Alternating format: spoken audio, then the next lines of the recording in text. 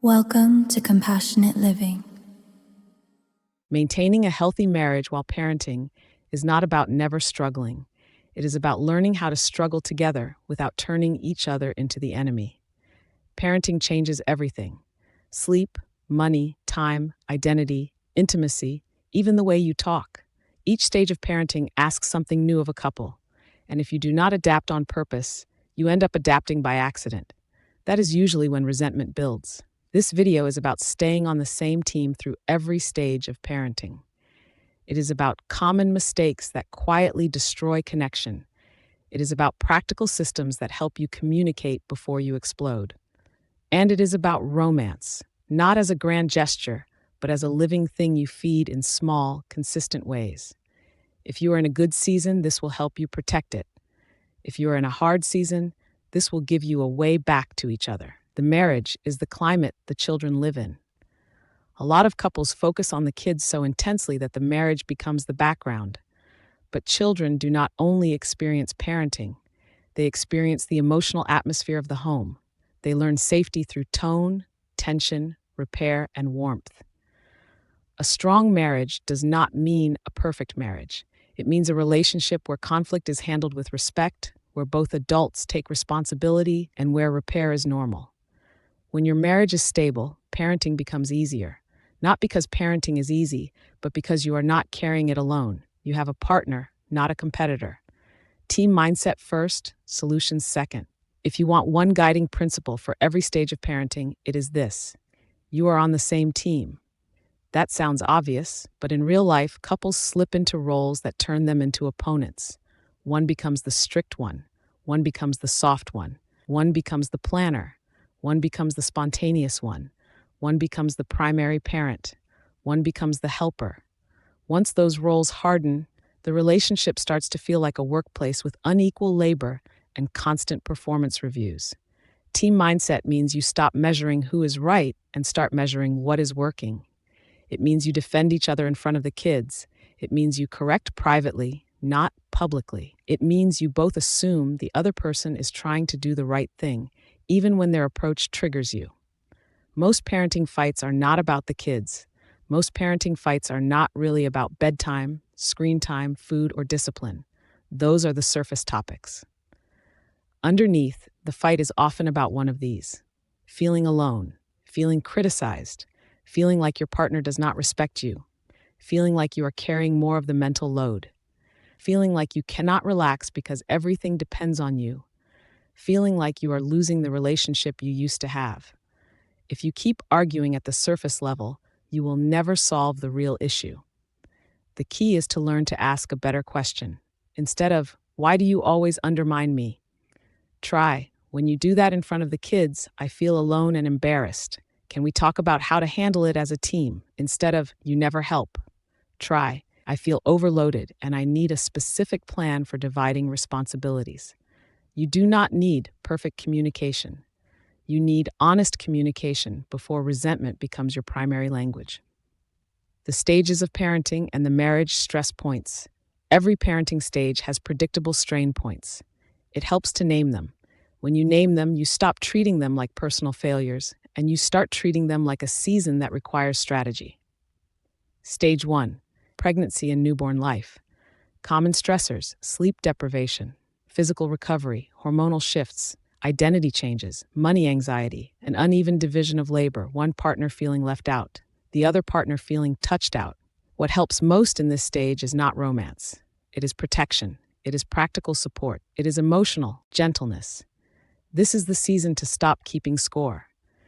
If you keep score during the newborn stage, you will both lose. It is also the season to stop assuming your partner knows what you need. Ask for it directly. Try scripts like, "I need you to take the baby from 6 to 8 so I can sleep. I need 10 minutes alone after nursing before anyone touches me. I need reassurance today. I feel like I am failing." Romance in this stage looks like a hand on the shoulder, a sincere thank you, a small note, taking something off your partner's plate without being asked, defending each other from outside pressure. Mistake to avoid: turning the newborn stage into a referendum on who is a better parent. You are both learning. The goal is not to prove competence. The goal is to survive together. Stage 2: Toddlers in preschool, common stressors, constant chaos, behavior battles, public embarrassment, different discipline styles, less couple time, a home that feels like it is always messy. Decision fatigue. This stage is where couples often start criticizing each other in front of the kids. One parent is trying to end a tantrum, the other thinks they're doing it wrong. The child senses the split, and that split becomes leverage. Rule 1 in this stage: do not correct your partner in front of the child unless safety is at risk. If you disagree, step in with support, not correction. Then talk privately later. Example: Parent A, "We are leaving now." Child tantrums. Parent B, instead of saying, "Stop threatening him," says, "Hey, I'm with you. Let's go. I'll carry the bag." Then later, "Can we talk about what happened? I think we both wanted the same thing, but I worry the tone escalates him. What do you think would help next time?" Romance in this stage looks like micro moments: a kiss in the kitchen, 5 minutes of laughter, a shared show at night, flirting by text, touch that is not sexual, it's just affectionate. Mistake to avoid: letting parenting become the only shared topic. If every conversation is about logistics, your relationship starts to feel like a management team, not lovers. Stage 3, school-age kids.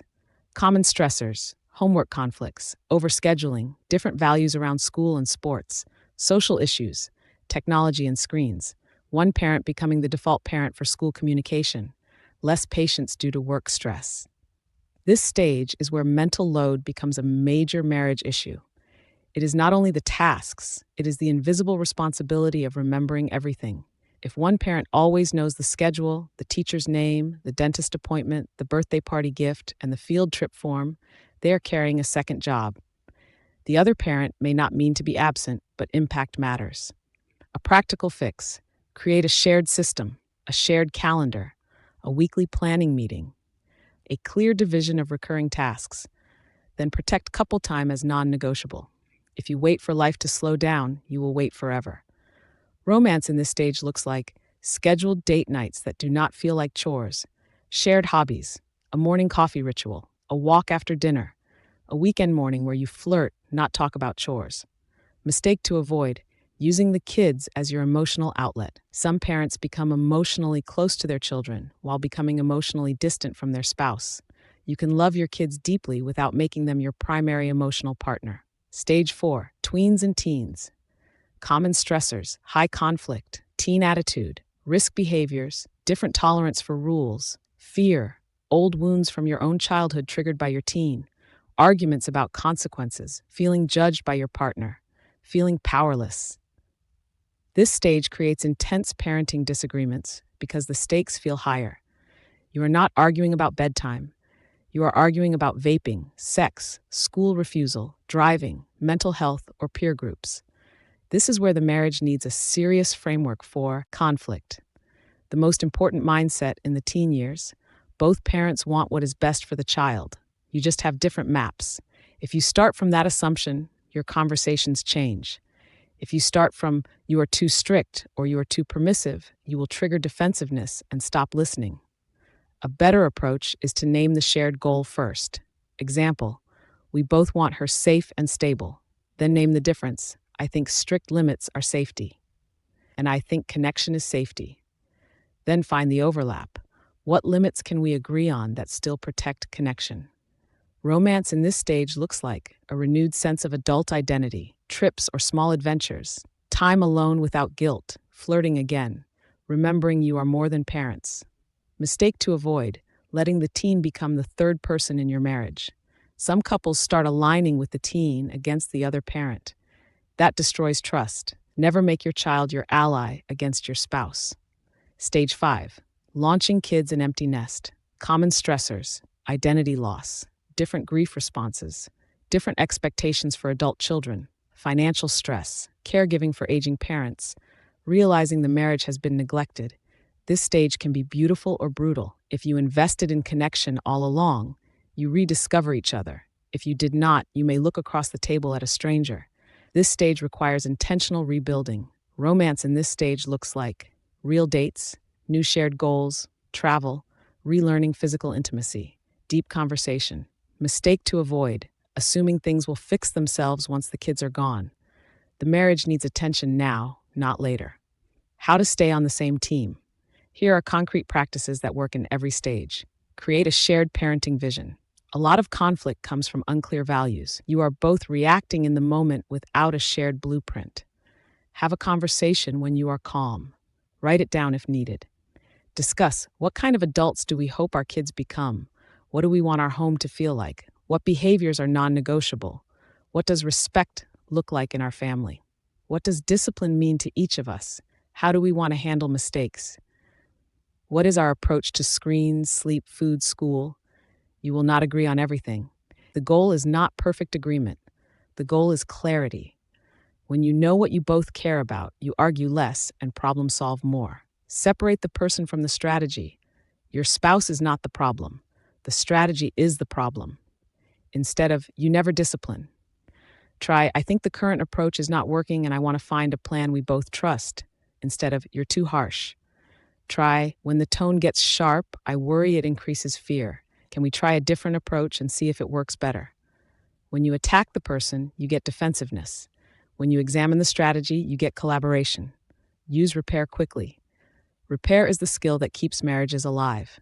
Everyone will say the wrong thing sometimes. Everyone will snap. Everyone will be unfair.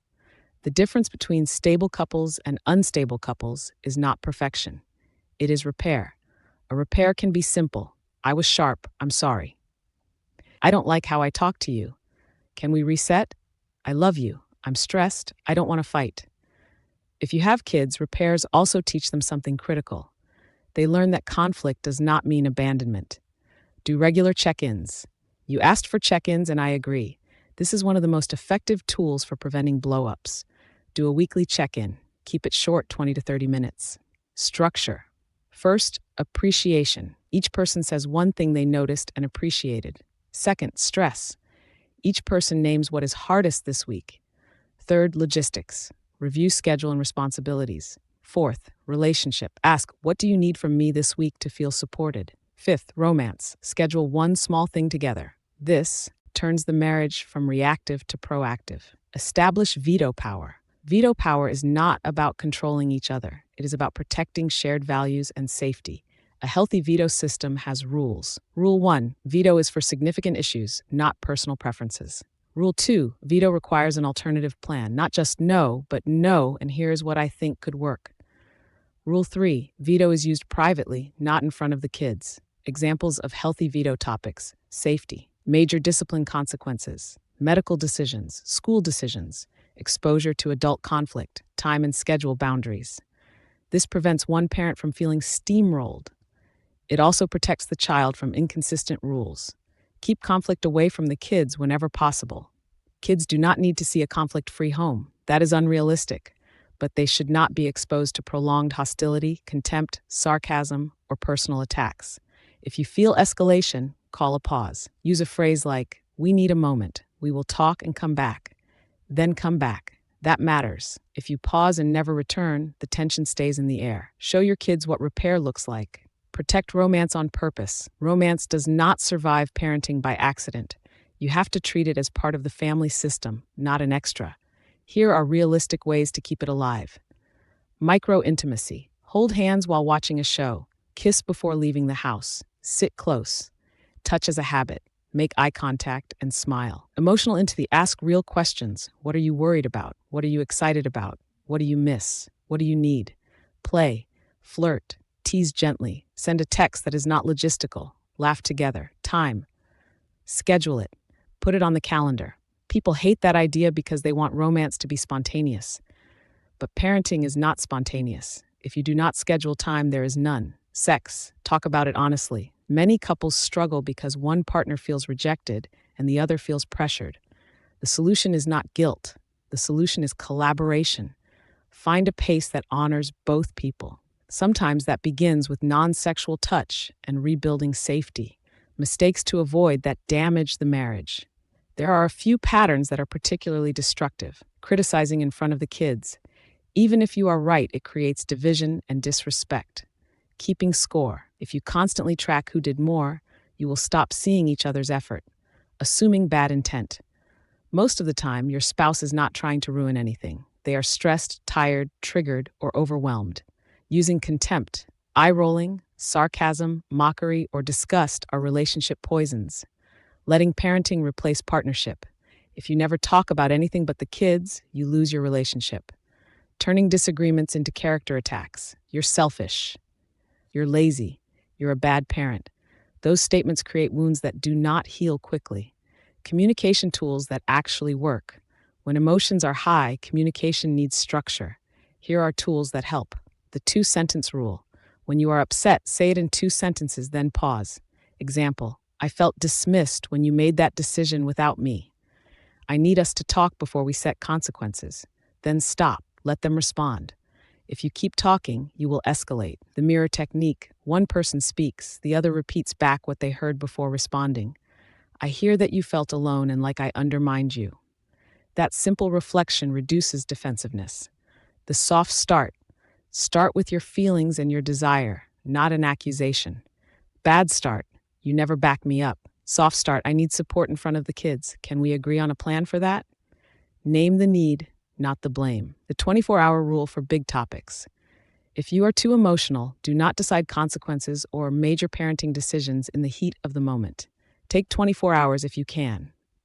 Say, I'm too flooded to decide. Let's talk tonight after bedtime. This prevents regret. What to do when you disagree about what is best for the child. This is the heart of your request. The truth is, almost every couple disagrees sometimes. The key is how you interpret the disagreement. Assume we both want what is best for the child. We have different experiences, we have different fears, we have different emotional triggers, we have different strategies. Then use a structured conversation. Step 1. Name the shared goal. We both want him to feel safe and learn responsibility. Step 2. Name the concern. I worry that if we are too strict, he will hide things. Or I worry that if we are too flexible, he will not learn limits. Step 3. Look for overlap. What consequences teach responsibility without shaming? What boundaries protect safety while preserving connection? Step 4. Choose a trial plan. Pick a plan for 1 week only. Then evaluate. This reduces the pressure to find the perfect answer. Step 5. Review together. What worked? What did not? What should we adjust? Treat parenting like a shared experiment, not a moral debate. A closing message for the couple who feels tired. If you are in the thick of parenting, you may feel like your marriage is on life support. That does not mean you are doomed. It means you are in a season that demands intentional care. You do not need to fix everything overnight. You need one step in the right direction. Choose one practice, a weekly check-in, a rule about not correcting in front of the kids, a shared calendar, a 10-minute connection ritual at night, a repair phrase you both agree to use. The goal is not to become perfect spouses. The goal is to remember you are partners. You are building a life. You are raising humans. That takes teamwork. It takes humility. It takes tenderness. And it takes the willingness to come back to each other again and again. You are not failing because it is hard. It is hard because it matters.